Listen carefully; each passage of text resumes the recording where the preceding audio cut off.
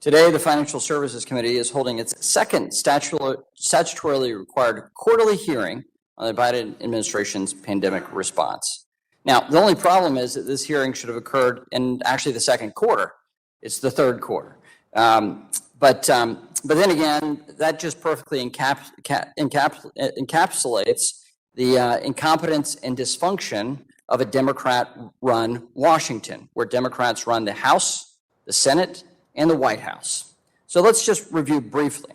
The incompetence of the rental assistance program, which Republicans have highlighted since March, there's no solution in sight. The so-called Biden agenda appears to be, well, on the rocks. And Democrats are no closer to raising the debt ceiling ahead of the October 18th deadline than they were in August when it expired. And what do all of these problems have in common? They were foreseeable. They are known things, not just to Democrats, but to the world. And now markets are taking notice. Our allies, our adversaries are watching closely to see what happens next. But in the midst of this chaos,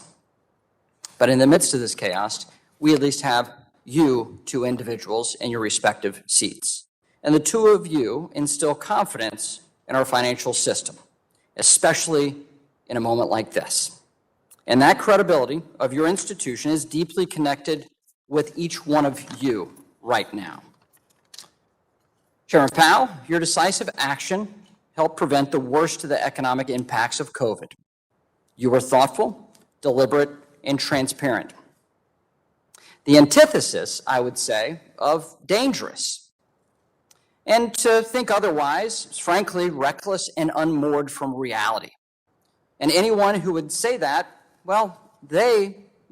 frankly, I appreciate their courage to speak their truth. Chairman Powell, our country will be better off with your continued leadership at the Federal Reserve. Secretary Yellen, your experience as Fed chair and steady hand throughout the financial crisis, and then as your term as chair of the Fed, made you a natural pick for the Treasury Department, and I'm glad you're in your seat. So that's why I'm sorry you're in such a bad situation given this administration's strategy. Bad strategy and worse fiscal plan from a Democrat-run Washington will have consequences, I believe. Consumer prices continue to rise, businesses can't find workers, and the government, because of overspending, will not be able to pay its bills in a little more than 2 weeks. So what's the plan? All I've heard from Democrats this year is a plan to spend more money. $2 trillion in March, more than $5 trillion now, and $5 trillion was a compromise, I want to remind you. Bernie Sanders and the Progressives wanted a $6 trillion reconciliation package, and President Biden proposed a $6 trillion budget in June, but Democrats couldn't agree on that either. So here we are. To be clear, the Biden administration's Treasury Department can't even keep track of the $46 billion of rental assistance. So how are the American people supposed to trust Democrats with another $5.5 trillion? This isn't a plan. Frankly, it's a heist.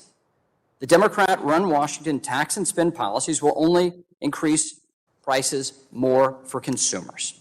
And they're using you, Madam Secretary, and your credibility to sell this bad agenda.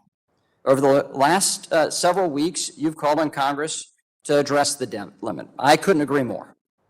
Yesterday, the House passed a debt ceiling bill that is doomed in the Senate. It was political theater, and they know it, we know it, and the American people, in fact, know it as well. It's theater designed to distract Americans from the fact that Democrats have no idea how to govern. They've known this deadline was coming. They knew it the day they took control of the Senate. They knew it the day that President Biden was sworn into office, and they knew it the day that the Treasury Secretary was confirmed. The Democrats have been in charge of our country for nearly a year, and they did nothing to prepare for this moment, well, except spend more money and bring the date forward by which we have to address the debt ceiling. And I want to be clear, the U.S. government is run and controlled by Democrats. It is defined by dysfunction, incompetence, and fiscal irresponsibility. Late in the game, asking Republicans to bail out your agenda so you can pass more spending is frankly absurd. This is no way to run the country. I yield back.